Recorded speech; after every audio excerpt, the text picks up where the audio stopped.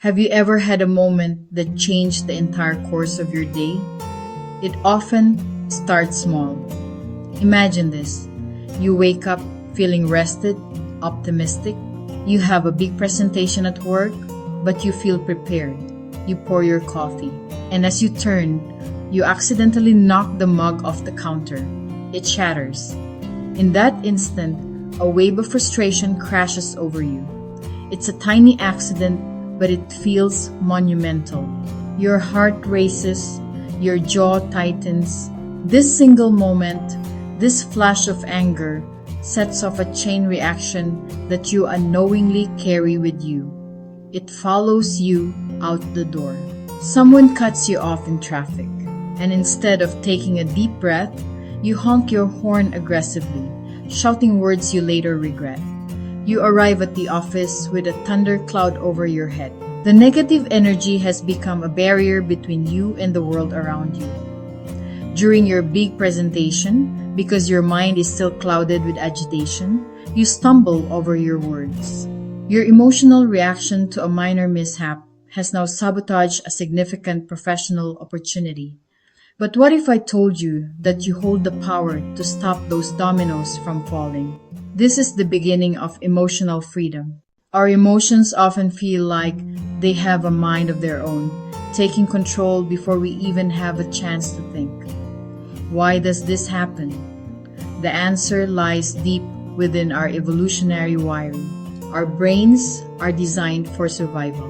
The amygdala acts as a rapid response system, triggering immediate reactions like fight, flight, or freeze. In ancient times, this was incredibly useful. That same system exists within us today, but it now reacts to modern threats like traffic jams, critical emails, and social disagreements. These primal responses are further shaped by our unique life experiences. From a very young age, we begin to form emotional patterns. Think of it like creating pathways in a forest. The first time you react with a specific emotion, you create a small trail. If you repeat that reaction over and over, the trail becomes a well-worn path. Our culture also plays a role. Some of us were taught that certain feelings are bad or weak. When we suppress or deny our feelings, they don't disappear. Instead, they build up pressure until they erupt unexpectedly. Understanding these influences is not about placing blame on our past or our biology. It is about gaining compassionate awareness. When you recognize that your emotional reactions are often rooted in old survival mechanisms and learned habits, you can stop judging yourself so harshly. This understanding empowers you to see that just as these patterns were learned, they can also be unlearned. You can begin to create new, more conscious pathways in your mind. It is a profound truth that your emotions are valid, but they are not always true. Think of your emotions like weather patterns: storms, sunshine, gentle breezes. A storm is a real event, but it is not the entire sky. The sky remains vast, clear, and unchanged behind the clouds. You are the sky, not the storm. Your feelings are visitors passing through. They are not your permanent residents. The problem arises when we identify with the storm. When we say, "I am angry," we merge our entire identity with that single emotion. We become the anger. This fusion gives the emotion immense power over our thoughts, words, and actions. It's like letting a temporary weather pattern dictate the geography of your entire life. Instead, we can learn to create a space between ourselves and our feelings. We can shift our language from "I am angry" to "I feel a sensation of anger." This subtle change creates distance. It allows you to observe the anger as an experience you are having, rather than the essence of who you are. This practice does not mean suppression. Pushing your feelings away is like trying to hold a beach ball underwater. It takes enormous effort, and eventually, it will burst to the surface with even greater force. You realize that you are the container, not the contained. You are the vast, open space in which all feelings can arise and pass away. Between the stimulus, the event that triggers you, and your response, there is a space. In that space lies your power to choose. This space is what I call the sacred pause. It may only last for a single second. It is the most powerful second of your life. It is the moment where you can break the cycle of unconscious reaction. The sacred pause is your portal from being a reactor to becoming a creator of your experience. So, how do we access this pause when emotions run high? It begins with a simple anchor your breath. Your breath links directly to your nervous system. Take one deep breath. Inhale, count of 4. Hold, count of 4. Exhale, count of 6. This can create the space you need. Within that pause, become an observer of your inner world. Ask, what am I feeling right now? Name it. Naming it helps tame it. Practicing the sacred pause is like building a muscle. At first, it will feel difficult. Old instant reaction habits will be strong. You will forget to pause. You will react and notice later. That's okay, part of the process. The goal, progress, not perfection. Each time you remember to pause, you strengthen that muscle. Over time, the space widens. It becomes your sanctuary, your place of power. Once you have found the sacred pause, what do you do inside that space? This is where you transform an unconscious reaction into a conscious response. The first step, after noticing the emotion, is to reflect. Ask yourself a few simple, powerful questions. Why am I feeling this way? Is this feeling based on the present moment? Or is it an echo from my past? What is the story I am telling myself about this situation? Often, our emotional pain comes not from the event itself, but from the narrative we attach to it. If a friend cancels plans, the event is neutral. The story you tell yourself, they don't value me, is what causes the pain. After this brief reflection, the next step is to consider your intention. What do you truly want to achieve in this situation? In the heat of the moment, your reactive self might want to win the argument, prove a point. But your higher self has a different goal: connection, understanding, resolution. With your intention clarified, you can then choose your action. This is the moment of empowerment. You are no longer being driven by raw emotion.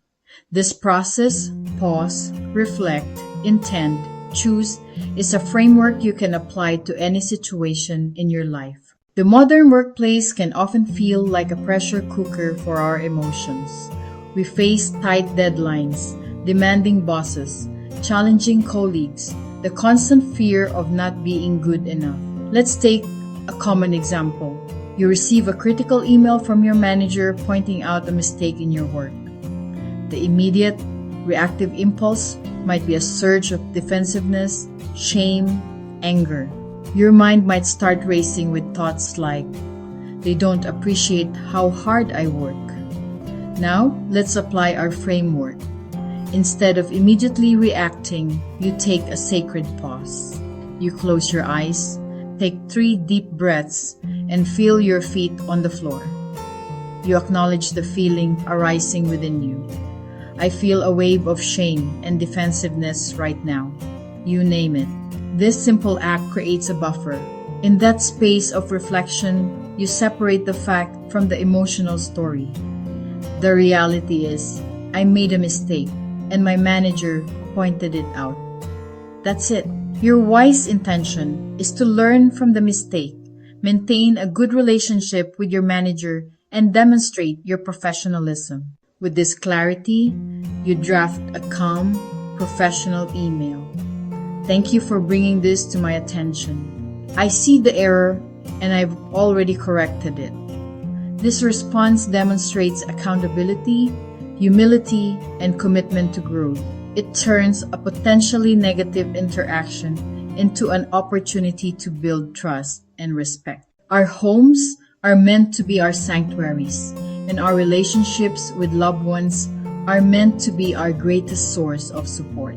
Yet, it is often in these closest relationships where our emotional triggers are most potent. The people we love the most have the greatest power to hurt us, and we have the greatest power to hurt them. Consider a common disagreement with a partner. You're discussing finances. A comment is made that you perceive as critical of your spending habits. Instantly, you feel a surge of anger and defensiveness. Your heart rate climbs. You're ready to launch a counterattack. This is a critical moment. Instead of letting the anger speak for you, implement the sacred pause. You might even say out loud, "I need a minute." This is not weakness, it's strength and respect for the relationship. In that reflective pause, explore the root of the feeling. Is it about this one comment? A deeper insecurity about money? A past experience of being controlled? Your true intention is not to win this argument. Your intention is to be understood and to keep a loving, respectful partnership. Your goal is mutual understanding, not victory. Guided by that intention, choose a response that builds a bridge, not a wall. You might say, when you said that, the story I told myself was that you don't trust me with our finances, and that hurt. Can we talk about what's really going on? This communication, born from emotional self-regulation, is transformative. It turns conflict into an opportunity for deeper intimacy and understanding. Self-control is not about being rigid or emotionless. It is the ability to regulate your own impulses and actions to achieve long-term goals. It's the inner architecture that supports your wise choices. Building this strength is a daily practice, much like training for a marathon. One of the most effective ways to build self-control is through mindfulness. Mindfulness is paying attention to the present moment without judgment. This can be formal meditation or integrated into daily life. When you wash the dishes, just wash the dishes. Feel the warm water, smell the soap, notice the texture of the sponge. Bringing your attention back again and again strengthens the prefrontal cortex. Every time your mind wanders and you guide it back, you do a rep for your self-control muscle. Proactively manage decision fatigue. Willpower is a finite resource that depletes over the day. Simplify choices by planning your meals and laying out your clothes the night before. Physical well-being is a cornerstone of self-control. It's hard to be patient when you're exhausted, hungry, or stressed. Prioritize sleep. It's non-negotiable. Regular exercise is powerful. It burns stress hormones like cortisol and boosts mood through endorphins. Finally, practice delayed gratification in small ways. When you want to check your phone, wait 5 minutes. These small intentional delays train your brain that you don't have to act on every urge. You are building inner architecture to live a life guided by purpose, not impulse. Emotional intelligence is the capacity to be aware of, control, and express one's emotions and to handle interpersonal relationships judiciously and empathetically. It's not a destination you arrive at, but a garden that you tend to for the rest of your life. Nurturing this intelligence begins with cultivating deep self-awareness. This means getting curious about your inner world. Keep a journal. At the end of each day, write down one moment where you felt a strong emotion. What was the trigger? How did it feel in your body? This practice of journaling is like watching game film after a match. You are not judging yourself, you are studying your own patterns with curiosity. Over time, you will begin to see connections. You might realize that you always feel irritable on days you skip your morning walk. This awareness is gold. It allows you to anticipate your triggers and prepare for them. The second pillar of emotional intelligence is empathy, the ability to understand and share the feelings of another. Empathy starts with active listening. When you are in a conversation, especially a difficult one, is your goal to understand or is your goal to be understood? Practice listening to understand. Ask clarifying questions like, "What I hear you saying, Island, is that right?" Finally, nurturing emotional intelligence requires a commitment to continuous learning and growth. Read books about psychology and communication. Listen to podcasts that explore the human mind. Seek feedback from people you trust. This requires humility and courage, but it is one of the fastest ways to grow. Remember, this is a journey, not a race. We have journeyed together through the landscape of our emotions, from the initial spark of a reactive moment to the expansive peace of a conscious response. The truth is, the power to change your life does not lie in some distant future version of yourself. That power is here, right now, within you. It resides in your very next breath. You do not have to be a prisoner of your emotions. You do not have to let anger, fear, sadness write the script of your life. These feelings are part of your human experience, but they are not the totality of who you are. You are the sky, vast and limitless. You are the conscious presence that can hold all weather patterns with grace and wisdom. The journey to emotional freedom begins with a single step, a single choice to pause, to breathe, and to choose a response that aligns with your deepest values and your highest self. It is a choice you can make in this very moment. I want you to take a moment right now, after reading these words, to simply reflect. Think of one area in your life where your emotional reactions have caused you pain or regret. See it not with judgment, but with gentle curiosity. Now, imagine how that situation could be different if you were to bring the sacred pause into it. Imagine choosing a response rooted in love, wisdom, and your true intention. Feel the sense of peace and empowerment that comes with that vision. This is not just a fantasy. This is a potential that lives within you, waiting to be unlocked. The path to emotional freedom is a practice, a daily commitment to yourself. Today is the day you can begin. You can stop the dominoes from falling. The transformation you seek is not outside of you, it is within you. And it starts now.